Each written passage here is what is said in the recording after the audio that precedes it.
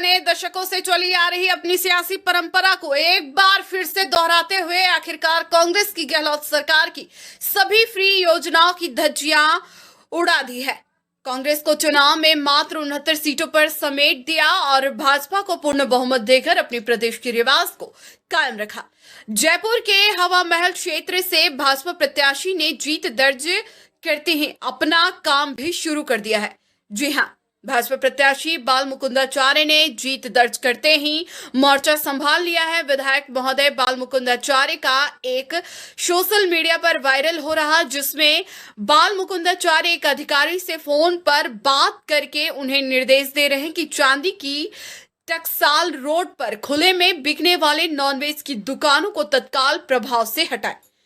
Video में बाल मुकुंदाचार्य के सख्त तेवर देखकर हर कोई हैरान रह गया। बाबा अधिकारियों को सड़क किनारे लगने वाले नॉनवेज के ठेलों को हटाने के भी निर्देश दे रहे हैं। आपको बता दें कि हवा महल विधानसभा सीट पर बीजेपी उम्मीदवार बाल मुकुंदाचार्य ने कांग्रेस के आर तिवारी को 974 वोटों के अंतर से हराया है। मैं आपसे शाम को रिपोर्ट लूंगा, आप मुझे देंगे या मेरे को आना पड़ेगा आपके ऑफिस लेने? लेकिन नॉनवेज रोड पे बेच सकते हैं क्या खुले में? नहीं, रोड पे नॉनवेज बेच सकते हैं क्या खुले में? हाँ या ना बोलो, लाइव हो आप तो आप समर्थन कर रहे हो इनका? तुरंत प्रभाव से नॉनवेज के सारे जितने भी ठेले रोड पे लगे हैं, रोड पे बना रहे हैं, ये नहीं दिखने चाहिए। मैं शाम को रिपोर्ट लूंगा आपसे। राजस्थान में चुनावी घमासान के बीच राजस्थान हाई कोर्ट से राहत मिलने के बाद जयपुर हेरिटेज मेयर मुनेश गुज्जर ने एक बार फिर से मेयर का पद संभाल लिया है।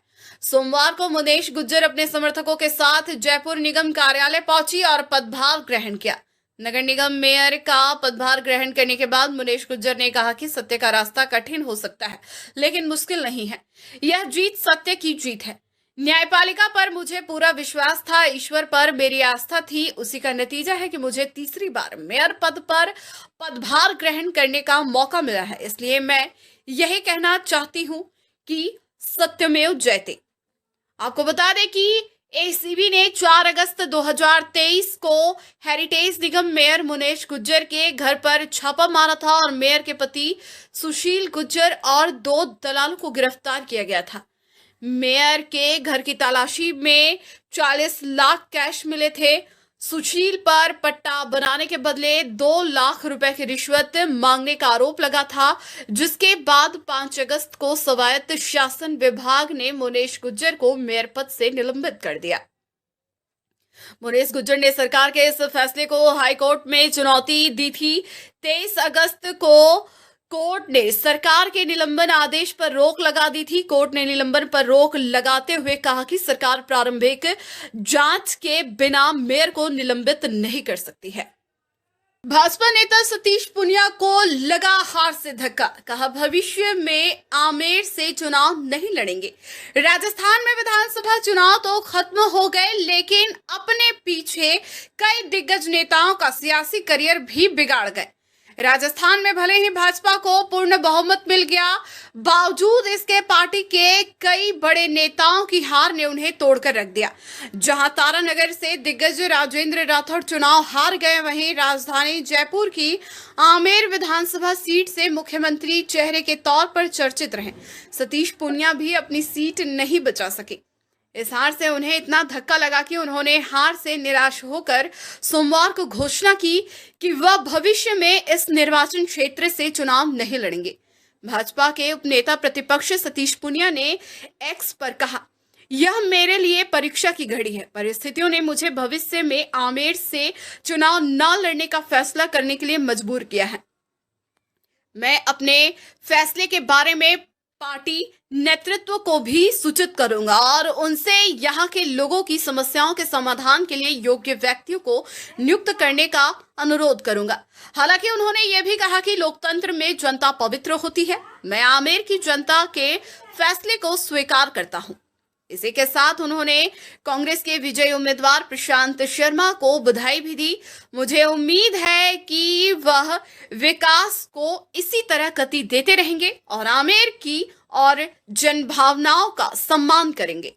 पुलिस मुख्यालय की सीआईडी क्राइम ब्रांच टीम को बड़ी कामयाबी मिली है। सोमवार को सीआईडी क्राइम ब्रांच टीम ने 10,000 रुपए के इनामी हिस्ट्री शीटर को अरेस्ट किया है।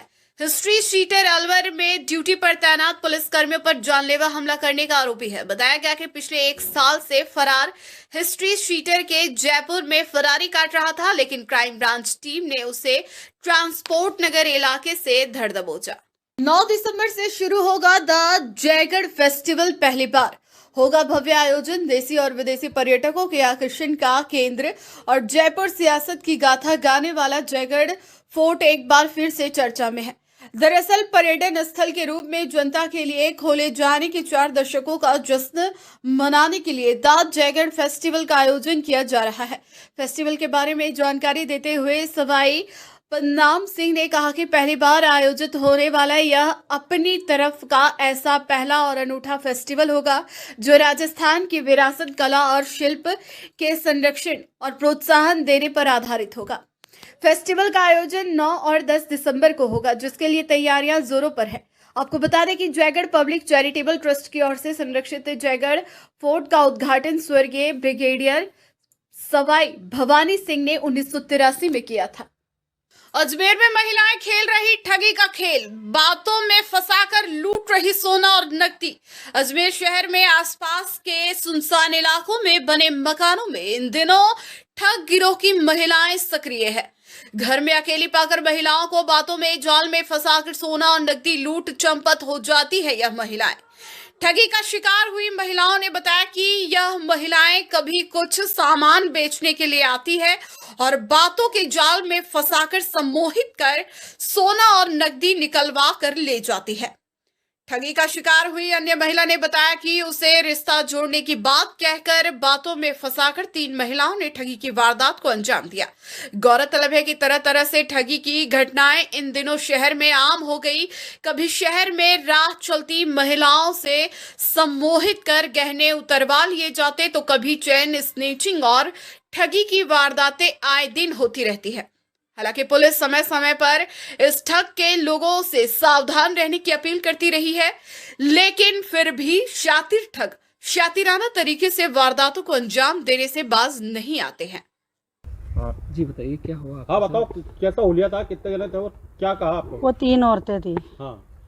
वो बोले कि मैं गूंद बेचना है क्या, गूंद लेना है क्या।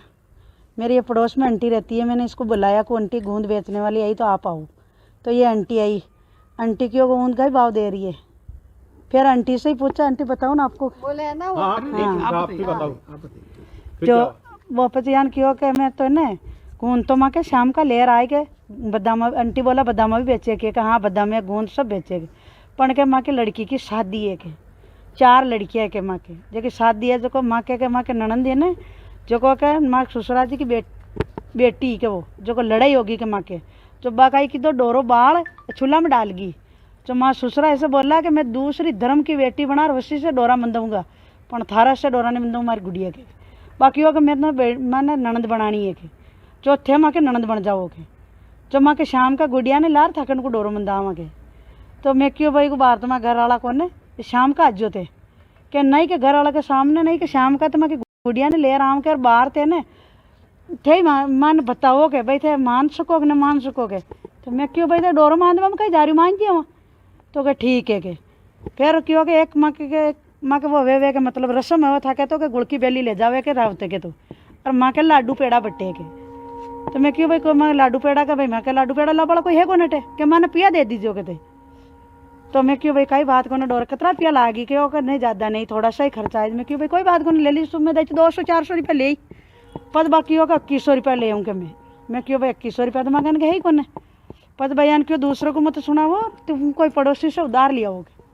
मैं क्यों भाई यहाँ पड़ोसी कौन जाएगा उधार काकड़ में रहो मैं तो भाई आड़े पाड़े मकान ही नहीं है माँ के भाई कौन जाइए मैंने उधार क्या था के पास पड़िया वही कहते ले रहोगे पद मुख्य भाई मारे करना तो 100 रुपया आया पद बाकी एक ड्रेस भी दिए के मैं तो मैं 500-600 रुपये मारे ड्रेस लाई उड़ी तो काट दीदी बाकी आयान की न लूँ बढ़िया ला 3 ड्रेस दिखाई भी नहीं परसों नहीं वे एक मेहंदी कलर की ड्रेस ही बा पर्सन आगे बा ले ली, पर बाकी वो 500 रुपया लिया, मुझे 500 तो नहीं है, हमारे पास तो 100 रुपये ही है, बाकी वो 200 रुपया ले रहा हो तो कोई पड़ोसी से मांग रही लिया, मुझे पड़ोसी ने मांग ले रूम में मार्केट में 100 रुपया तो लेता, पर बाकी वो आटो और चूंड सब दे दो, मैं 2-3 किलो आटो दे दियो, तेल की केतली ले रहे, पर बाकी वो मैंने तेल की केतली नहीं दिया, पर क्या पता वो कुछ कर दिया मैंने, तो मैं सब सामान पे ही खोल दी, सब सामान लाला दे बला गई, अभी कपड़ा ले रही यार, लार मैंने पकड़ाया, पैसा लार दिया, पर मेरा लाला आया, वो बोला कि तू यानी क्यों बटान रखे भगाने के, अब मैं मां लाला पर गुस्सा करूं, मैं कहूँ तो बताइए किस तरीके से आपके साथ में कितने की दो औरतें थी, एक लड़की थी, तो यहाँ आई थी,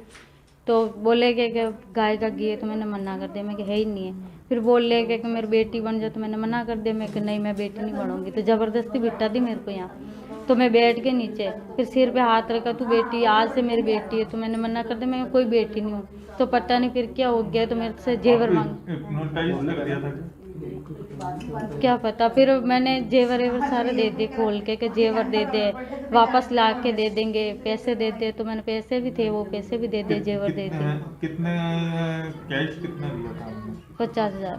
अपने अंदर से निकाल के दिया? हाँ, आपके जेवरात में क्या क्या था, क्या क्या दिया? जेवर कान के थे और गले में वो एक मादला था और एक लॉकेट था। तो आपने पहले हुए थे या आपने? पहने हुए थे, मैं शादी में गई, एक दिन पहले तो आई, मैं शादी में गई थी, अच्छा, तो पहने हुए थे मेरे।